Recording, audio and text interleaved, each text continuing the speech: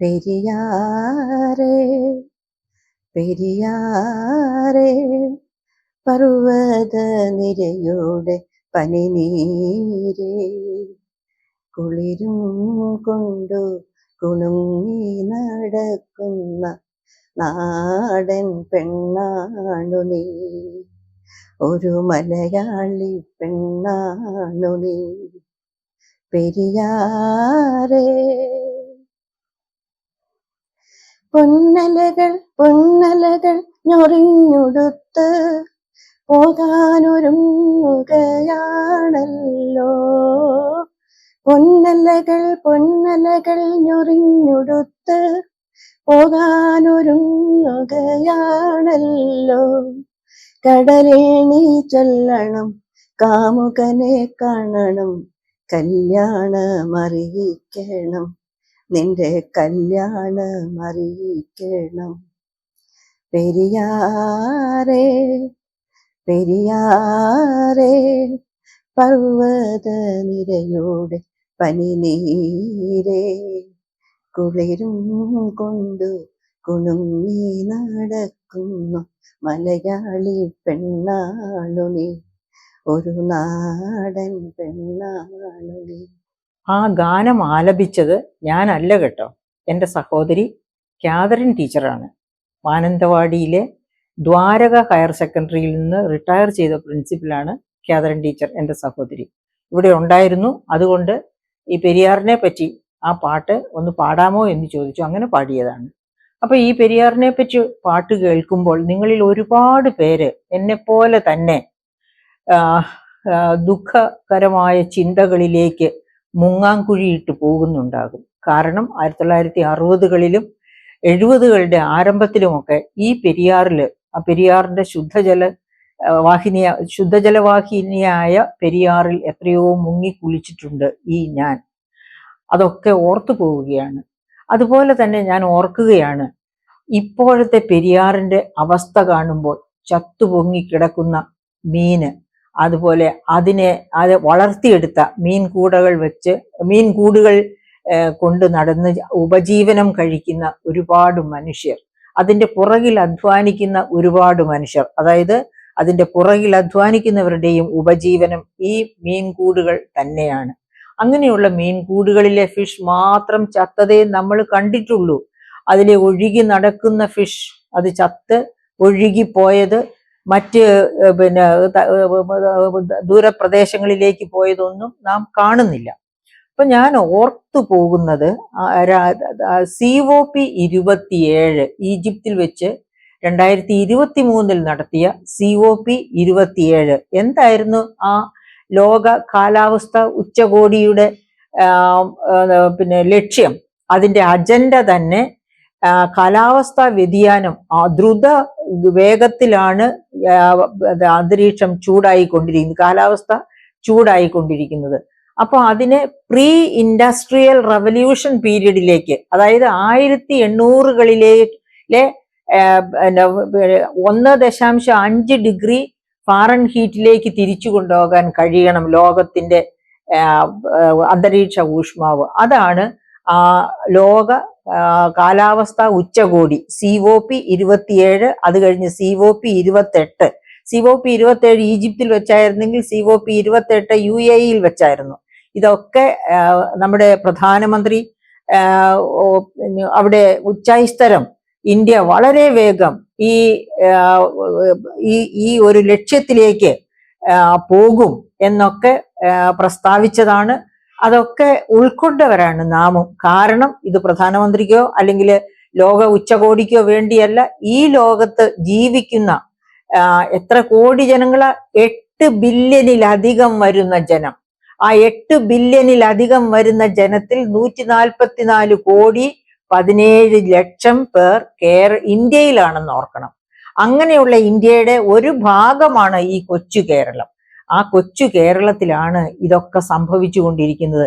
1953 FACT, അതായത് fertilizers and chemicals India limited കേരളത്തിൽ വരുന്നത്. അത് ഗവൺമെന്റ് ഓഫ് ഇന്ത്യയുടെ ഒരു പബ്ലിക് സെക്ടർ അണ്ടർടേക്കിംഗ് ആണ്.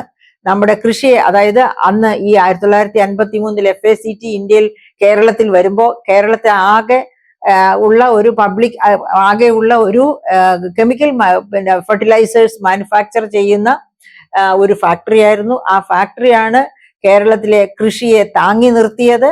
ആ എല്ലാത്തരം കൃഷിയെയും ഇപ്പോഴും താങ്ങി നിർത്തുന്നതിൽ പ്രധാന പങ്ക് വഹിക്കുന്ന ഒരു ഫാക്ടറിയാണ് chemical Travancore chemicals fertilisers and chemicals limited.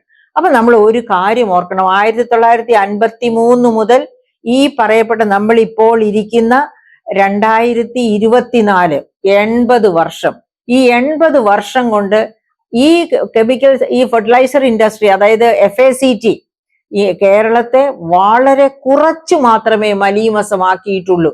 അല്ലെങ്കിൽ എത്രയോ നേരത്തെ കേരളം അതിന് നമ്മുടെ പെരിയാറും മറ്റതുപോലെ ഉള്ള പെരിയാറ് ഒഴുകിച്ചേരുന്ന സമുദ്രഭാഗങ്ങളും ഒക്കെ പൊല്യൂട്ടഡ് ആയി പോയേനെ. അപ്പൊ അവര് ഒരു പൊതുമേഖലാ സ്ഥാപനം എന്ന് മാത്രവുമല്ല, വളരെ ശ്രദ്ധാപൂർവം ആദ്യഘട്ടങ്ങളിൽ ഇപ്പോഴും അങ്ങനെ തന്നെയെന്നാണ് ഞാൻ വിശ്വസിക്കുന്നത്, അവരുടെ മാലിന്യ സംസ്കരണത്തിലും ഒക്കെ, അതായത് പിന്നെ ജലസ്രോതസ്സിനെ നശിപ്പിക്കാതെ മനുഷ്യരുടെ കുടിനീര് മലീമസമാക്കാതെ മുൻപോട്ട് പോകുന്ന ഒരു ഫാക്ടറി ആയിട്ടാണ് FACTയെ എന്നും കണ്ടിട്ടുള്ളത്. അപ്പൊ അങ്ങനെയുള്ള പക്ഷെ FACTയുടെ സ്വന്തം അടുത്ത് താമസിക്കുന്ന ഒരുപാട് സ്ഥലവാസികൾക്കൊക്കെ പ്രശ്നങ്ങളുണ്ട്. അത് ഒന്നും ഉണ്ടാകരുത്, അന്തരീക്ഷത്തിലേക്ക് കടക്കുന്ന ഒരു മാലിന്യം ഉണ്ടാകരുത് എന്ന് നമുക്ക് ശാഠ്യം പിടിക്കാൻ ഒക്കില്ല. അങ്ങനെയാവുമ്പോൾ നമുക്ക് വ്യാവസായിക വളർച്ച പറ്റില്ല. അപ്പോ ഈ 80 വർഷം മുൻപ് തുടങ്ങിയ FACT അല്ല കേരളത്തിന്റെ ശത്രു, പെരിയാറിന്റെ ശത്രു. അപ്പൊ പിന്നെ ആരാണ് പെരിയാറിന്റെ ശത്രു? അവിടെയുള്ള പരിസ്ഥിതി ശാസ്ത്രജ്ഞരും ഒക്കെ പറയുന്നത് കഴിഞ്ഞ 10-30 വർഷം കൊണ്ട് പെരിയാറിന്റെ തീരത്ത് വളർന്നു വന്ന പുതുമുഖങ്ങളായ വ്യവസായശാലകള്, അതിനകത്ത് തുകൽ വ്യവസായമുണ്ട്, CMRL പോലുള്ള വ്യവസായങ്ങളുണ്ട്, അവയൊക്കെ പോറ്റി വളർത്തുന്ന സർക്കാരുണ്ട്. അറിഞ്ഞും അറിയാതെയും കിമ്പളം കൊടുത്ത് ഉദ്യോഗസ്ഥരെയും അവർ നിലയ്ക്ക് നിർത്തുകയാണ്. ഈ കഴിഞ്ഞ ഒരു 30 വർഷം കൊണ്ട് 32 പുതിയ കമ്പനികൾ, സ്വകാര്യ കമ്പനികൾ ഈ പെരിയാറിന്റെ തീരത്ത്, പ്രത്യേകിച്ച് ഇപ്പോ ഈ പാതാളം ബ്രിഡ്ജ് പോലെയുള്ള ഭാഗങ്ങളിൽ അതിനോട് ചുറ്റുവട്ടത്തൊക്കെയായിട്ട് പ്രവർത്തനം ആരംഭിച്ചിട്ടുണ്ട് എന്നാണ് നാം മനസ്സിലാക്കുന്നത്. ആ കമ്പനികള് ആണ് ഈ വിഷമാലിന്യം ഇതുപോലെ, അതായത് ശ്രദ്ധാപൂർവമാണ് അവർ, ആരും അറിയാതെ ആരുടെയും ശ്രദ്ധയിൽപ്പെടാതെ ഈ മാലിന്യം പുഴയിൽ തള്ളുകയാണ് സാധാരണ ചെയ്യാറുള്ളത്. അപ്പോ വലിയ തോതിൽ ഒറ്റയടിക്ക് ഇത്രയേറെ ഫിഷ് നശിക്കുന്നത് അല്ലെങ്കിൽ ചത്തൊടുങ്ങുന്നത് വളരെ അപൂർവമായി മാത്രമാണ്. പലപ്പോഴും നമ്മൾ കേൾക്കാറുണ്ട്. ഒരുപക്ഷെ ഈ അടുത്ത കാലത്ത് കേട്ട ഏറ്റവും വലിയ കൊടും ചതിയാണ് അല്ലെങ്കിൽ ഫിഷ് കൊലയാണ് ഇവിടെ നടന്നിരിക്കുന്നത്, ഈ പ്രാവശ്യം നടന്നിരിക്കുന്നത് എന്ന് വേണം നമുക്ക് മനസ്സിലാക്കാൻ. അപ്പൊ പരിസ്ഥിതി പ്രവർത്തകരൊക്കെ എന്താണ് പറയുക? പരിസ്ഥിതി പ്രവർത്തകർ തന്നെ പറയുന്നത് പൊല്യൂഷൻ കൺട്രോൾ ബോർഡിന്റെ താല്പര്യപ്രകാരം തന്നെ, അതായത് സീറോ ഡിസ്ചാർജ്, ഒരു കാരണവശാലും ഈ പൊല്യൂഷൻ ഉണ്ടാക്കുന്ന കമ്പനികൾ ഒരു തുള്ളി മലിനജലം പോലും പെരിയാറിലേക്ക് ഒഴുക്കരുത്, ഒരു ദിവസം പോലും ഒഴുക്കരുത് എന്നാണ് പരിസ്ഥിതി വകുപ്പിന്റെ നിയമം ഇരിക്കുന്നത്. അതുപോലെ തന്നെ ഈ പരിസ്ഥിതി വകുപ്പുമായിട്ട് ബന്ധപ്പെട്ട ഉദ്യോഗസ്ഥർ എപ്പോഴും സർവൈലൻസ് കീപ്പ് ചെയ്യണം, രാത്രിയും പകലും 24 hours സർവൈലൻസ് എന്നാണ് പറയുന്നത്. പക്ഷേ ഇവരുടെ പോക്കറ്റിൽ ഇട്ടുകൊടുത്താൽ, അതായത് പോക്കറ്റിൽ ഇട്ടാൽ അത് സ്വീകരിക്കാതെ ശക്തമായ നടപടികളുമായി മുൻപോട്ട് പോയ MP പ്രദീപ് കുമാറിനെ പോലെയുള്ള ഉദ്യോഗസ്ഥരെ പറ്റിയും ജനങ്ങൾ പറയാറുണ്ട്. അത്തരം ഉദ്യോഗസ്ഥർ നിലനിന്ന കാലത്ത്, അവരുടെ മേൽനോട്ടത്തിലായിരുന്ന കാലത്ത് ഇത്ര വലിയ പൊല്യൂഷൻ അവിടെ നടന്നിട്ടില്ല. ഇതുപോലെയുള്ള അതായത് മാലിന്യം കുത്തി ഒഴുക്കി ജീവജാലങ്ങളെ കൊല്ലുന്ന പരിപാടി അവിടെ നടന്നിട്ടില്ല. ഇപ്പോഴാണ്, അതായത് ഇപ്പോൾ എന്ന് വെച്ചാല് പരിസ്ഥിതി കാര്യങ്ങൾ നോക്കാനായിട്ട് കെമിക്കൽ എഞ്ചിനീയേഴ്സിന്റെ പരിസ്ഥിതി എൻവയോൺമെന്റൽ എഞ്ചിനീയേഴ്സിന്റെ കുറവുണ്ട് എന്ന കംപ്ലൈൻസ് പല പഠനങ്ങളും മുൻപോട്ട് വെച്ചു, കോടതി നിർദ്ദേശിച്ചു. അങ്ങനെ ഗവൺമെന്റ് ആവശ്യത്തിന് കെമിക്കൽ എഞ്ചിനീയേഴ്സിനെ തന്നെ അവിടെ പരിസ്ഥിതി വകുപ്പില് ഈ പൊല്യൂഷൻ കൺട്രോൾ ബോർഡിൽ നിയമിച്ചു. അങ്ങനെ നിയമിച്ചു എന്നതുകൊണ്ട് മാത്രം അവർക്ക് സർവതന്ത്ര സ്വതന്ത്രരായി പ്രവർത്തിക്കുവാൻ കഴിയുന്നില്ല എന്നാണ് തദ്ദേശവാസികളും ഈ പൊല്യൂഷൻ കൺട്രോൾ ബോർഡും ഒക്കെ പറയുന്നത്. അവരെയൊക്കെ ഈ സ്വകാര്യ കമ്പനികൾ കിമ്പളം കൊടുത്ത് പോക്കറ്റിലാക്കും. കിമ്പളം കൊടുത്ത് പോക്കറ്റിലാക്കാൻ പറ്റാത്ത ഉദ്യോഗസ്ഥരുണ്ടെങ്കിൽ അവരെ ഭയപ്പെടുത്തി ഒതുക്കി നിർത്തും. അവരുടെ മോളിൽ സർക്കാരിന്റെ ചാട്ടവാർ തന്നെ ഉണ്ടാകും. അതിന് സർക്കാരിനെ, അതായത് ടോപ്പ് ടു ബോട്ടം, ആദ്യം മുതൽ അടിത്തട്ട് വരെ, മുകൾ മുതൽ അടിത്തട്ട് വരെ ഉള്ളവരെ കിമ്പളം കൊടുത്ത് പാട്ടിലാക്കി വെക്കുന്ന കമ്പനികളാണ് ഇവര്. കാരണം എന്താണ്? കാരണം മറ്റൊന്നുമില്ല പ്രിയപ്പെട്ട സുഹൃത്തുക്കളെ. അതായത് ഈ പൊല്യൂഷൻ നിവാരണത്തിനുള്ള സർവ മാർഗങ്ങളും ലോകം ഇന്ന് കണ്ടുപിടിച്ചിട്ടുണ്ട്. ഏത് കെമിക്കൽ മാലിന്യവും ഇല്ലാതെയാക്കാൻ, അതിനെ ശുദ്ധീകരിച്ചെടുക്കാനുള്ള മാർഗങ്ങൾ ഉണ്ട്. പക്ഷെ ആ മാർഗങ്ങൾ ഫലപ്രദമായി നടപ്പിലാക്കണമെന്നുണ്ടെങ്കിൽ അതിന് വരുന്ന ചെലവ് വളരെ വലുതാണ്. അപ്പൊ ആ വളരെ വലിയ ചെലവ് വഹിക്കുന്നതിലും ഭേദമാണ് ഇവരുടെയൊക്കെ പോക്കറ്റുകളിലേക്ക് കിമ്പളം ഇട്ടുകൊടുത്ത് അവരെ തൃപ്തിപ്പെടുത്തി ഒരു കൺട്രോളും വേണ്ട, നിങ്ങൾ നിങ്ങളുടെ ഇഷ്ടം പോലെ ചെയ്തോളൂ എന്ന തരത്തില് അവരെ ആക്കി തീർക്കുക. അങ്ങനെയാണ് ഈ പൊല്യൂഷൻ കൺട്രോൾ ബോർഡിനെ ചൊൽപ്പടിയിൽ നിർത്തി.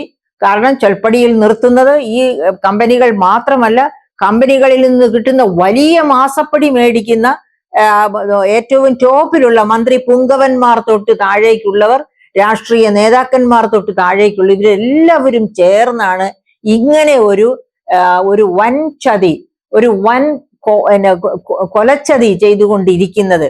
നമ്മൾ ഓർക്കണം, ഫിഷ് ഈ മാലിന്യം കഴിക്കുന്നതോടുകൂടി പെട്ടെന്ന് ചത്തത് കൊണ്ടാണ് നമുക്കിത് കാണാനായത്. ഇത് വലിയ ഒരു വിസിബിൾ അഴിമതിയായി, ഒരു വിസിബിൾ കൊലയായി നാം കാണുന്നത് അതുകൊണ്ടാണ്. പക്ഷേ ആ പെരിയാറിലെ ജലം ഒഴുകിപ്പോകുന്ന തീരങ്ങളിലെല്ലാം അതുകൊണ്ട് അതിൽ കുളിക്കുന്നവര്, അത് കുടിക്കുന്നവര്, അതാണ് കുടിവെള്ളമായിട്ട് ഉപയോഗിക്കുന്നത്. അതുപോലെ തന്നെ അത് നനച്ച് കൃഷി ചെയ്യുന്നവർ എല്ലാം പൊല്യൂഷനാണ്. പതുക്കെ വിഷമയമായി കൊണ്ടിരിക്കുന്നു. അതായത് അവര് ഇഞ്ചിഞ്ചായി മരിച്ചുകൊണ്ടിരിക്കുകയാണ് എന്ന കാര്യം നാം മറന്നുകൂടാ. അപ്പൊ അങ്ങനെ കൊല്ലുന്നു എന്നുള്ളതിന്റെ ഒരു തെളിവാണല്ലോ ഈ കേരളത്തിൽ നിന്ന്, പെരിയാറിൽ നിന്ന് പോകുന്ന മാലിന്യം മാത്രമല്ല. ഈ അടുത്തിടെ നാം കേട്ടു, കടലിൽ നമ്മളെ വളരെ ഇഷ്ടപ്പെടുന്ന ഏറ്റവും കാൽസ്യം റിച്ച് ആയിട്ടുള്ള, അതോടൊപ്പം പ്രോട്ടീനുമുള്ള ഒരു മത്സ്യമാണ്, വില കുറഞ്ഞു കിട്ടുന്ന, ഏത് സാധാരണക്കാരനും ഭക്ഷിക്കാൻ ലഭ്യമാകുന്ന മത്സ്യമായിരുന്നു മത്തി. ഇപ്പൊ എവിടെ മത്തി കിട്ടാനേ ഇല്ല.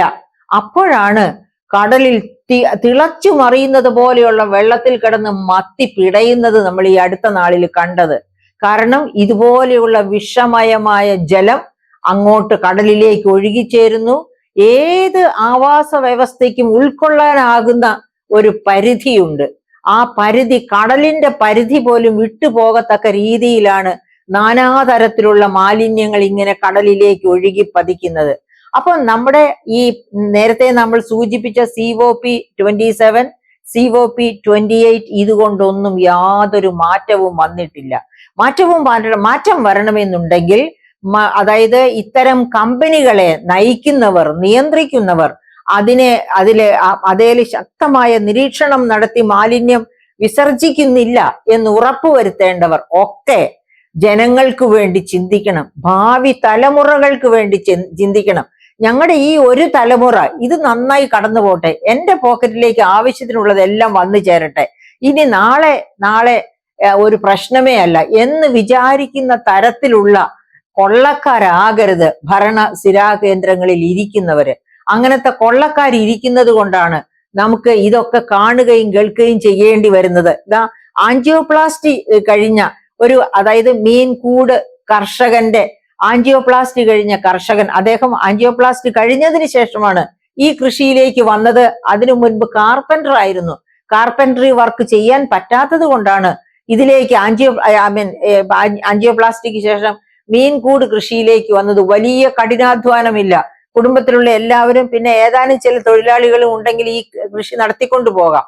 അങ്ങനെയാണ് അദ്ദേഹം വന്നത്. മുഴുവനും ചത്തുകിടക്കുന്ന ഫിഷ് കണ്ട് ഹൃദയം പൊട്ടി നിൽക്കുന്ന ആ മനുഷ്യൻ, അദ്ദേഹത്തിന്റെ വിഷാദമുഖമായ മുഖം, അത് എന്റെ മനസ്സിൽ ഇപ്പോഴും കാണുകയാണ്. നാം നമ്മുടെ സങ്കടങ്ങൾ പോലെ തന്നെ നമ്മുടെ സഹോദരങ്ങളുടെ സങ്കടവും കാണാനും അത് മനസ്സിലാക്കാനും ശ്രമിക്കുകയാണെങ്കിൽ അത് ഒരിക്കലും ഇത്തരം ദുഷ്കർമ്മങ്ങൾ ചെയ്യാൻ ആർക്കും പ്രേരകമാവുകയില്ല. ഇനി ആ പറയപ്പെട്ട ആൻജിയോപ്ലാസ്റ്റി കഴിഞ്ഞ കൂടുമീൻ കർഷകനെ മാത്രം നോക്കണ്ട. ഞാൻ നേരത്തെ സൂചിപ്പിച്ചതുപോലെ ഈ പെരിയാറിലെ വെള്ളം ഒഴുകിയെത്തുന്ന നാനാ പ്രദേശങ്ങളിലും ഈ പൊല്യൂഷൻ ഈ വിഷമയമാക്കിക്കൊണ്ടാണ് പോകുന്നത്. ആ വിഷം കഴിച്ചാണ്, ആ വിഷം ഭക്ഷണത്തിലേക്ക് ചെല്ലുന്നു കൃഷി വഴിയായിട്ട്. അതുപോലെ തന്നെ അത് കുളിക്കുമ്പോൾ നമ്മുടെ സ്കിന്നിലൂടെ അകത്ത് എല്ലാ തരത്തിലും നമ്മുടെ ശ്വാസത്തില് എല്ലാ സമസ്ത മേഖലകളിലും ആ വിഷം കയറുകയാണ്. അതോടൊപ്പം തന്നെ ആ വിഷം നമ്മുടെ പൊല്യൂഷൻ, നമ്മുടെ അതായത് വായുവിന്റെ പൊല്യൂഷൻ, വായുവിന്റെ ഈ പറയപ്പെട്ട COP27 ആവശ്യപ്പെടുന്നത് പോലെ 1.5 ഡിഗ്രി സെൽഷ്യസ് എന്നുള്ള ആ കണക്കിലേക്ക് ഒരിക്കലും തിരിച്ചു പോകാൻ പറ്റാത്ത രീതിയിൽ പിന്നെ അന്തരീക്ഷ ഊഷ്മാവ് വർദ്ധിക്കുന്നതിനും ഇത് കാരണമാകുന്നു. നമുക്കറിയാം അങ്ങനെ കേരളം എങ്ങനെയായിരുന്നു, 44 പുഴകളുണ്ട് കേരളത്തിന്. അതുപോലെ 80-ലധികം എന്താ പറയുക ഡാംസ് ഉണ്ട് ഈ 44 പുഴകളിലായിട്ട് അങ്ങിങ്ങായിട്ട്. എന്നിട്ട് പോലും കുടിവെള്ളം വറ്റിപ്പോകുന്നു. കുടിവെള്ളം കിട്ടാനില്ലാത്ത അവസ്ഥ ഈ വർഷം കേരളത്തിലെ ഒട്ടുമിക്ക ജില്ലകളും അനുഭവിച്ചതാണ്. അതുപോലെ അത്യുഷ്ണം, ഓർക്കാൻ വയ്യാത്ത തരത്തിലുള്ള ഉഷ്ണമായിരുന്നു. പക്ഷേ നമ്മൾ ഒരു കാര്യം ഓർക്കണം. അതുപോലെ നമ്മൾ ഓർക്കുക, ഇപ്പൊ വയനാട്, പെരിയാറിലെ വെള്ളം വയനാട്ടിലേക്ക് പോകുന്നില്ല. പക്ഷെ ഓർമ്മിക്കേണ്ട ഒരു കാര്യമുണ്ട്, പെരിയാറിലെ ജലം വയനാട്ടിലേക്ക് ഒഴുകുന്നില്ല. പക്ഷേ പെരിയാറിലെ ജലം പൊല്യൂട്ടഡ് ആകുമ്പോൾ കേരളത്തിന്റെ മറ്റു ഭാഗങ്ങളിൽ ഉണ്ടാകുന്ന ഉഷ്ണതരംഗങ്ങൾ ഏത് തരത്തിലൊക്കെയാണ്. അതുപോലെ മരമുറി, മുട്ടിൽ മരമുറി നമുക്കറിയാം. അതുപോലെ തന്നെ സുഗന്ധഗിരി മരമുറി, അത് ഇപ്പോൾ നടന്നുകൊണ്ടിരിക്കുന്ന മരമുറിയാണ്. ഇതിനു മുൻപ് എല്ലാ കാലഘട്ടത്തിലും, അതായത് നമ്മുടെ രാഷ്ട്രീയക്കാര് ഇത്തരം കള്ളത്തരങ്ങൾ ചെയ്യാൻ കുത്തകയ്ക്ക് എടുത്തിരിക്കുകയാണ്. അങ്ങനെ എടുത്തതിന്റെ ഫലമായിട്ട് എന്താ സംഭവിച്ചത്, വയനാടൊക്കെ ഒരു എന്താ പറയാ രാജസ്ഥാൻ പോലെ ഒരു മരുഭൂമി ആയിക്കൊണ്ടിരിക്കുകയാണ്. മരുഭൂവൽക്കരണം, പണ്ടൊരു പത്രത്തിൽ വന്ന സീരിയൽ ആയിട്ടുള്ള ആർട്ടിക്കിൾ ഞാൻ ഓർക്കുകയാണ്. മരുഭൂവൽക്കരണം കേരളത്തിൽ നടക്കുന്നു. അത് മനോരമയിലാണ് അങ്ങനെ ഒരു ലേഖന പരമ്പര വന്നത്. നമസ്തേ മനോരമ. അപ്പൊ ആ വന്നതുപോലെ അതിൽ പറഞ്ഞിരിക്കുന്നത് പോലെ ഓർമ്മിക്കുക, വയനാടിലെ വൈത്തിരി നിങ്ങൾക്കെല്ലാം ഓർമ്മയുണ്ടാകും. സിദ്ധാർത്ഥന്റെ മരണവുമായി ബന്ധപ്പെട്ട് ആ വൈത്തിരി ലോകത്തെ ഏറ്റവും കൂടുതൽ മഴ പെയ്തിരുന്ന ഒരു വർഷം മഴ പെയ്തിരുന്ന സ്ഥലമായിരുന്നു. നമ്മളൊക്കെ കേട്ടുള്ളത് ചിറാപുഞ്ചിയാണ്. ചിറാപുഞ്ചിയാണ് ചരിത്രത്തിൽ ഇടം പിടിച്ചിട്ടുള്ളത്. പക്ഷെ ചിറാപുഞ്ചിയിലേക്കാൾ കൂടുതൽ മഴ രേഖപ്പെടുത്തപ്പെട്ടിരുന്ന ഒരു സംസ്ഥാനമായിരുന്നു വൈത്തിരി. പക്ഷെ ഇപ്പൊ വൈത്തിരിയും ഉണങ്ങി വരണ്ട് വരികയാണ്. കാരണം മുട്ടിൽ മരമുറി പോലെ, സുഗന്ധഗിരി മരമുറി പോലെ ഒക്കെ ഉള്ളത് കൊണ്ട്. അപ്പൊ പരിസ്ഥിതിയെ നാം നാനാ വശത്തു നിന്നും നശിപ്പിച്ചുകൊണ്ടിരിക്കുകയാണ്. COP27 ഒന്നും നമുക്കൊരു പ്രശ്നവും അല്ലാതെ ആയിരിക്കുകയാണ്. അങ്ങനെ ഇരിക്കുകയാണ് നമ്മൾ ഈ പെരിയാറിന്റെ ഇത്ര പനിനീരൊഴുകിയിരുന്ന പെരിയാറാണ് ഇപ്പൊ വിഷമയമായി കടലിലേക്ക് എത്തിക്കൊണ്ടിരിക്കുന്നത്. പാർശ്വങ്ങളെ വിഷവൽക്കരിച്ച് അങ്ങനെ കടലിലേക്ക് എത്തിക്കൊണ്ടിരിക്കുന്നത്. അങ്ങനെ ഇരിക്കുമ്പോൾ ഇപ്പൊ നമ്മള് ഈ പറയപ്പെട്ട എറണാകുളത്തെ അല്ലെങ്കിൽ കൊച്ചി പ്രദേശത്തെ കൂട് ഫിഷ് കൃഷി നടത്തി ഉപജീവനം കണ്ടെത്തിയിരുന്ന ആയിരക്കണക്കിന് ആൾക്കാരുടെ കണ്ണുനീരോടൊപ്പം നമുക്ക് കാണേണ്ട മറ്റൊരു പ്രധാനപ്പെട്ട കാര്യമുണ്ട്. നോക്കൂ, ഈ ജൂൺ 9 ഈ വർഷത്തേക്കുള്ള ട്രോളിംഗ് നിരോധനം വരികയാണ്. 52 ദിവസം നീണ്ടു നിൽക്കുന്ന ട്രോളിംഗ് നിരോധനമാണ് ഈ 9 വരുന്നത്. 52 ദിവസം. ഈ 52 ദിവസവും ഫിഷിങ്ങിന് ചെറിയ ബോട്ടുകളല്ലാതെ ഒരു ട്രോളേഴ്സിനും പോകാൻ ഒക്കില്ല. അങ്ങനെ വരുമ്പോഴേക്കും ഫിഷിന്റെ ലഭ്യത കുറയും. അങ്ങനെ ഫിഷിന്റെ ലഭ്യത കുറയുമ്പോൾ സാധാരണ രീതിയിൽ ഇപ്പോ തന്നെ ഫിഷിന് നല്ല വിലയാണ് വിപണിയിൽ. ഇത് ഇനിയും വർദ്ധിക്കും. അങ്ങനെ ഈ വർദ്ധിക്കുന്ന വിപണിയുടെ പ്രയോജനം എടുക്കാം എന്നുകൂടി കരുതിയാണ് ഈ സമയത്ത് മച്ചുറാകുന്ന ഫിഷ് കൃഷി നടത്തിയിരുന്നത്. ഈ മീൻ കൂട് കൃഷിക്കാരെന്ന് ഓർക്കണം, മുഴുവൻ നശിച്ചുപോയി. ട്രോളിംഗ് വരുമ്പോൾ വിൽക്കാൻ അവർക്ക് യാതൊന്നുമില്ല. അങ്ങനെ അവരെ പാപ്പരത്വത്തിലേക്ക്, അവരെ സങ്കട കടലിലേക്ക് തള്ളിയിട്ടുകൊണ്ടാണ് ഈ വൻ ചതി ഈ കമ്പനികൾ ചെയ്തത്. ഈ കമ്പനികൾക്കെതിരെ ശക്തമായ നടപടിയെടുക്കണം. കേരളത്തിൽ തൊഴിലില്ല, ഈസ് ഓഫ് ഡൂയിങ് ബിസിനസ് വളരെ മോശമാണ്. പക്ഷേ ഈസ് ഓഫ് ഡൂയിങ് ബിസിനസ് മോശമായതുകൊണ്ട് കമ്പനികൾ വരുന്നില്ല എന്ന് പറഞ്ഞ് നിലവിലിരിക്കുന്ന കമ്പനികൾ എന്തും ചെയ്യാം, ഏത് തരത്തിലും തോന്നിയാസം കാണിക്കാം, ഏത് തരത്തിലും പരിസ്ഥിതിയെ മലീമസമാക്കിയാലും വിഷമയമാക്കിയാലും ആരും ചോദിക്കാനും പറയാനും വരില്ല. കാരണം Kerala ease of doing business വളരെ മോശമായ, വ്യവസായങ്ങൾ നിലനിൽക്കാത്ത സംസ്ഥാനമാണ് എന്ന ചീത്തപ്പേരുണ്ട്. അതുകൂടി കണക്കിലെടുത്താണ് ഇവർ ഇത്ര നിർഭയം ഈ വിഷം ഒഴുക്കിക്കൊണ്ട് മുന്നോട്ട് പോകുന്നത്. അതിന് നാം സമ്മതിച്ചു കൊടുക്കരുത്. ഇവിടെ വ്യവസായങ്ങളില്ലേ? വേണ്ട. എങ്കിൽ പോലും ഇവിടുത്തെ ജലസ്രോതസ്സുകളെ, അതായത് വെള്ളം കുടിച്ചെങ്കിലും മരിക്കട്ടെ മലയാളി, ശുദ്ധജലം കുടിച്ചെങ്കിലും മലയാളി മരിക്കട്ടെ, അതിനുള്ള അവസരങ്ങളെങ്കിലും അവന് കൊടുക്കൂ. ഈ 10 32 കമ്പനികൾ വന്ന് എന്തെങ്കിലും ചെയ്യുന്നത് കൊണ്ട് മാത്രം കേരളത്തിലെ എല്ലാവർക്കും തൊഴിൽ കിട്ടുകയില്ല. ഇപ്പോ തൊഴിൽ സർവേയുടെ റിപ്പോർട്ട് വന്നിരിക്കുകയാണ്, ഗവൺമെന്റ് ഓഫ് ഇന്ത്യയുടെ തന്നെ. അതിൽ 1-ാം സ്ഥാനത്ത് നിൽക്കുന്ന, തൊഴിൽ ഇല്ലായ്മയിൽ 1-ാം സ്ഥാനത്ത് നിൽക്കുന്ന സംസ്ഥാനമാണ് കേരളം. അത് അങ്ങനെ തന്നെ തുടർന്നാൽ, അങ്ങനെ അതായത് ഈ കമ്പനികൾ പൊല്യൂഷൻ ഉണ്ടാക്കിയിട്ടും ഇവിടെ തൊഴിലില്ല, ഇവിടെ തൊഴിലില്ലായ്മയിൽ 1-ാം സ്ഥാനത്താണ്. പിന്നെ എന്തുകൊണ്ട് ആ കമ്പനികളെ വേര് പറിച്ച് ഇവിടുന്ന് പറിച്ചെറിയുന്നില്ല? അങ്ങനെ എറിഞ്ഞു കളയണം. കാരണം ഇവിടുത്തെ ജനം അറ്റ്ലീസ്റ്റ് മരണസമയത്ത് ശുദ്ധജലം കുടിച്ചു മരിക്കാനുള്ള അവസരമെങ്കിലും അവർക്ക് ഉണ്ടാകട്ടെ എന്നുള്ളതാണ് എനിക്ക് പറയാനുള്ളത്. ഈ പ്രിയപ്പെട്ട നഷ്ടപ്പെട്ട, അതായത് ഈ ഫിഷ് ചത്തൊടുങ്ങി കണ്ണീരോടെ കഴിയുന്ന ജനത്തിന്റെ കൂടെ അവരുടെ സങ്കടത്തോട് പങ്കുചേർന്നുകൊണ്ട് കമ്പനികളെ ഗോ ബാക്ക് എന്ന് പറയാനുള്ള ധൈര്യം മലയാളികൾ കാണിക്കണം. ഗവൺമെന്റ് കിമ്പളം പറ്റുന്ന ഗവൺമെന്റ് ഉദ്യോഗസ്ഥരുണ്ടെങ്കിൽ അവരെ അടിച്ചു പുറത്താക്കണം. അതാണ് വേണ്ടത്. അല്ലാതെ ഈ കർഷകരെ ഇതുപോലെ ജീവനോപാധിക്ക് വേണ്ടി കഷ്ടപ്പെടുന്നവരെ ഇതുപോലെ ഉപദ്രവിച്ച് സന്തോഷിക്കുക അല്ല വേണ്ടത്.